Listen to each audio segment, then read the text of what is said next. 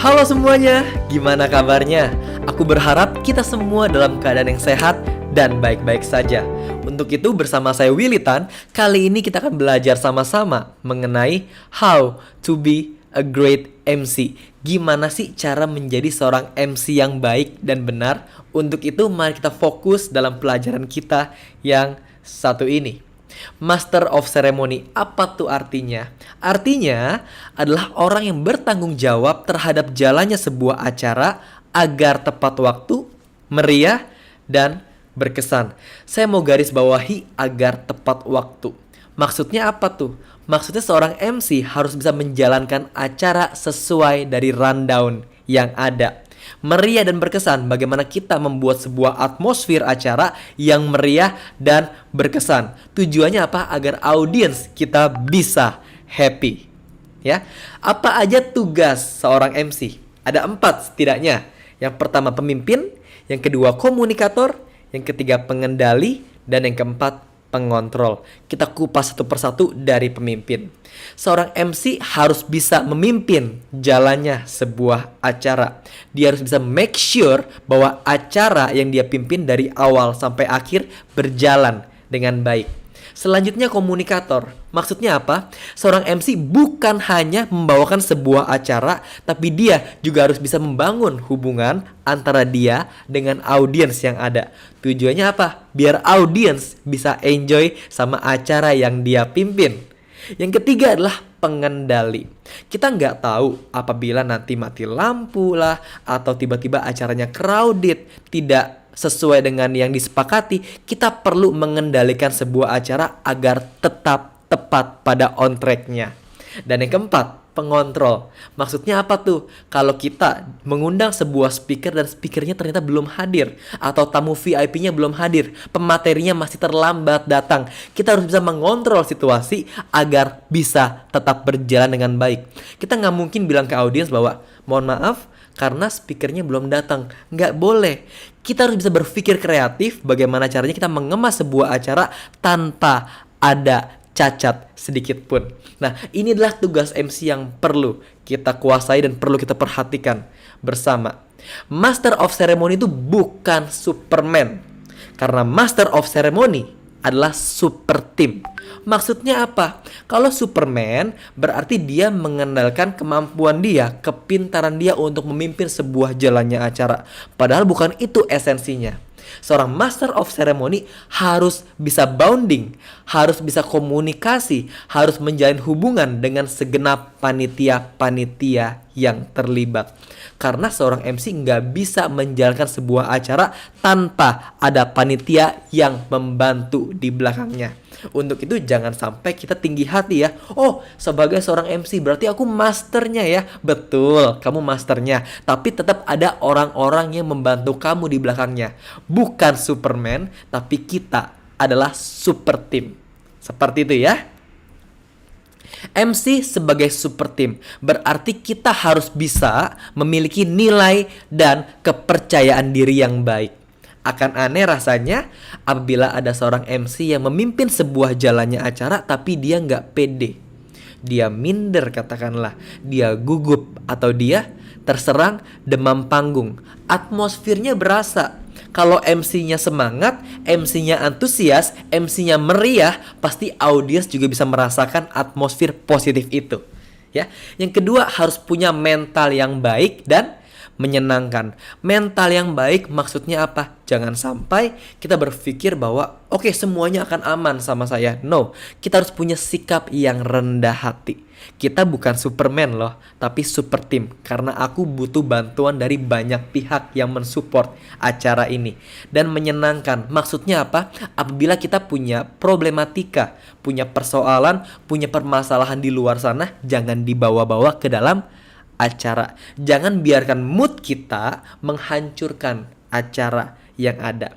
Untuk itu kita perlu tampil dengan menyenangkan. Yang ketiga adalah technical meeting. Sebelum kita memimpin jalannya acara, kita perlu berkoordinasi dengan panitia-panitia yang ada. Acaranya mau seperti apa? Mulainya jam berapa? Kostumnya seperti apa? Tamu VIP-nya duduk di mana? Bagaimana cara menyambutnya? Dan lain-lain kita perlu bicarakan bersama dengan panitia yang terlibat. Namanya technical meeting. Setiap pertanyaan yang perlu kita ketahui, tanyakan ketika technical meeting. Tujuannya apa? Biar kita semakin matang dalam memimpin jalannya acara. Lalu tanyakan juga apa sih yang mereka harapkan, apa objektivitas dari acara ini. Katakanlah acara ini pengen membuat audiens lebih semangat lagi dalam belajar. Audiens ini lebih happy, audiens pengen lebih fun. Aku pengennya acara ini bisa membuat atau membangkitkan semangat dari audiens untuk bisa lebih berkarya. Kita coba tanyakan apa ekspektasi mereka. Tujuannya apa? If the why is clear, so the how is easy. Kalau mengapanya jelas, bagaimananya, caranya, solusinya akan lebih mudah kita jalankan. Dan yang perlu kita ketahui, tanya juga informasi seputar tamu-tamu yang penting. Katakanlah, siapa sih nama tamu VIP-nya? Adakah pemimpin yang perlu aku sambut dengan hormat di acara ini? Bagaimana dengan rundown-nya? Dan hal-hal lainnya yang perlu kita ketahui secara jelas. Ini adalah hal-hal yang mencerminkan bahwa MC adalah super team. Karena MC tidak bisa berdiri seorang diri. MC yang hebat di belakangnya karena ada panitia-panitia yang luar biasa yang membantu jalannya sebuah acara. Nah, selanjutnya kita akan belajar mengenai keterampilan yang harus dimiliki sebagai seorang Master of Ceremony. Yang pertama adalah penampilan. Pernahkah kalian ketika menghadirkan sebuah acara, penampilan MC-nya biasa aja? Katakanlah, nggak ada bedanya tuh penampilannya sama audiens yang ada. Pernah nggak? Saya rasa jarang sekali dan hampir tidak pernah kita temui ya.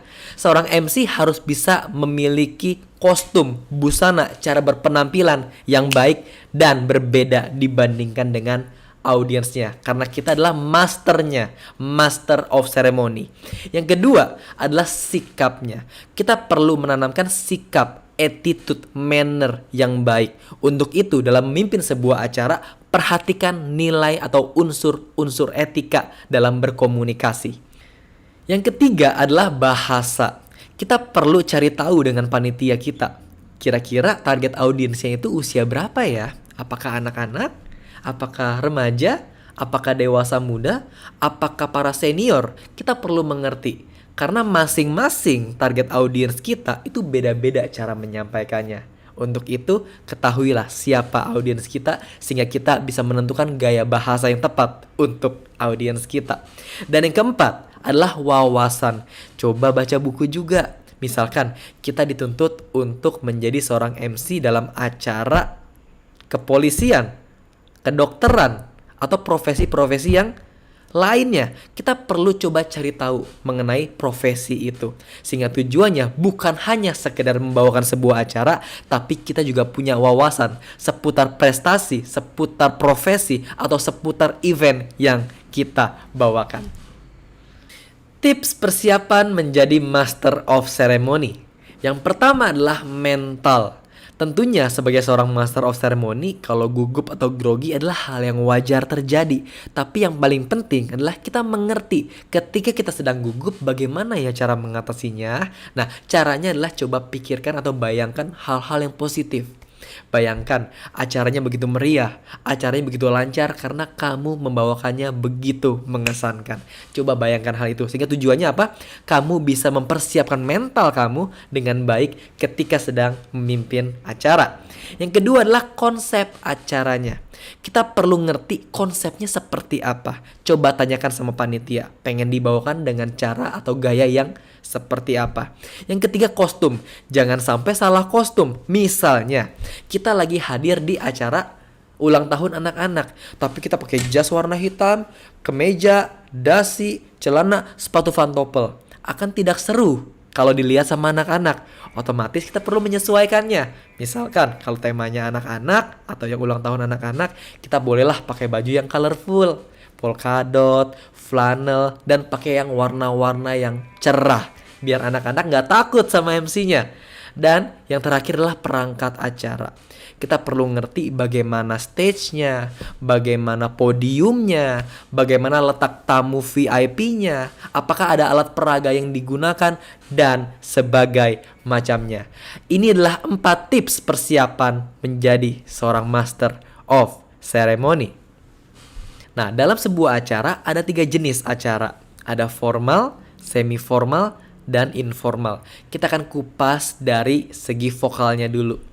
Ya, nah dalam segi vokal, kalau kita sedang membawakan sebuah acara yang formal, tentunya kita tidak boleh menjadi terlalu dinamis. Intonasinya katakanlah naik turun, kadang tinggi banget, kadang rendah banget, nggak boleh seperti itu. Harus betul-betul firm.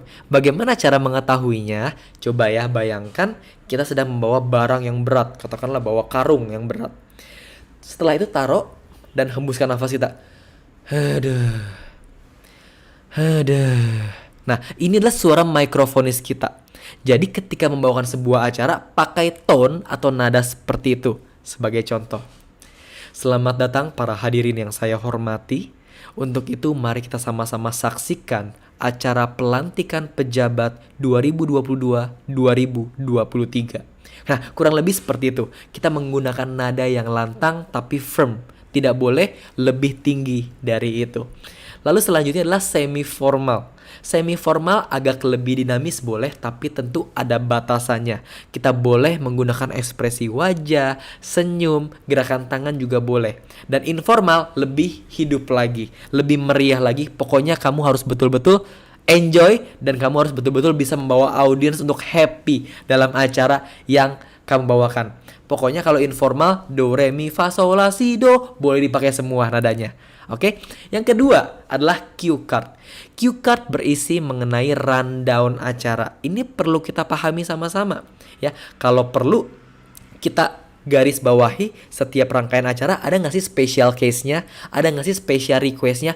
Perlu dicoret-coret juga. Biar apa? Biar nggak lupa. Untuk itu, ketika technical meeting, kita sambil coret-coret juga cue card-nya. Oke, dari sini ke sini, dari sini ke sini. Tujuannya apa? Biar kita nggak lupa sama apa yang telah di briefing dalam technical meeting. Selanjutnya kita akan bahas mengenai sikap. Tadi udah disebutkan ya mengenai sikap dan sekarang saya mau ulang lagi. Kenapa? Karena ini hal yang sangat penting. Audiens bisa menutup telinganya dan bisa mengabaikan kamu kalau kamu dinilai sombong dan tinggi hati.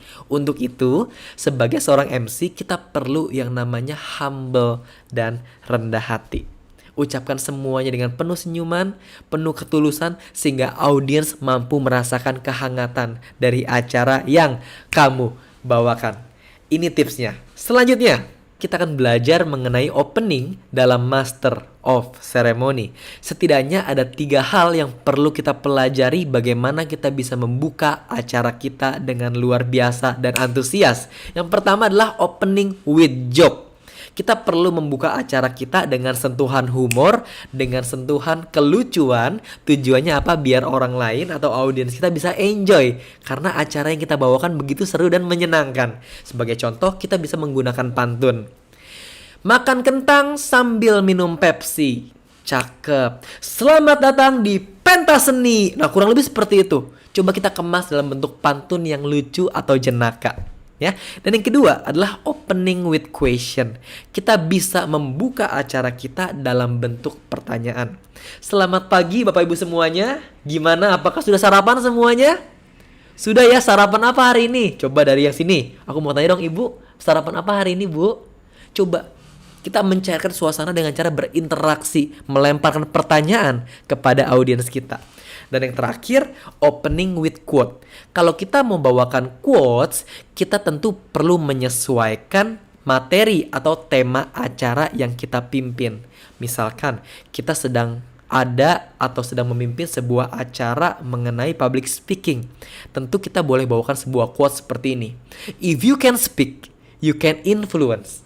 If you can influence, you can change life. Selamat datang para hadirin dalam sebuah seminar yang bertajuk The Powerful of Communication and Public Speaking. Nah, kurang lebih seperti itu. Ini adalah 3 hal yang perlu kita pelajari. Gunanya adalah untuk membangkitkan atensi atau antusiasme audiens di awal-awal acara. Sekarang kita akan belajar mengenai tata penyambutan dalam Master of Ceremony. Yang pertama adalah dimulai dari jabatan tertinggi. Misalnya, kamu ditunjuk sebagai seorang MC dalam acara kenegaraan. Ada siapa aja yang hadir? Ada Pak Presiden, Pak Wakil Presiden, lalu menteri-menteri serta kabinet-kabinetnya. Nah, yang perlu kamu mention di awal adalah presidennya dulu. kedua wakil presiden, baru nanti para menteri-menterinya. Nah, untuk itu kamu perlu yang namanya koordinasi dengan para panitia. Coba tanyakan, urutan tertingginya siapa ya dalam acara ini? Tamu VIP-nya yang paling tinggi itu siapa ya? Kedua siapa ya? Ketiga siapa ya? Bagaimana urutannya ya? Kamu perlu jelas. Karena kalau ini salah, bisa fatal. Jangan sampai salah ya. Dan yang kedua adalah pattern atau polanya. Yang pertama adalah yang terhormat. Yang kedua, sebutkan jabatannya. Yang ketiga, sampaikan bapak atau ibu. Dan yang terakhir adalah namanya. Misalnya, yang terhormat Ketua Organisasi Masyarakat ABC, Bapak ABCDE, saya persilahkan untuk berdiri dan berikan tepuk tangan. Kurang lebih seperti itu. Ya, ketika kita ingin menyambut tamu kehormatan atau tamu VIP, patternnya seperti ini. Yang terhormat, jabatan, bapak atau ibu, baru namanya. Semoga mudah dipahami ya. Oke, sekian pelajaran kita pada kali ini mengenai how to be a great master of ceremony. Sampai jumpa di pembelajaran selanjutnya. See you semuanya.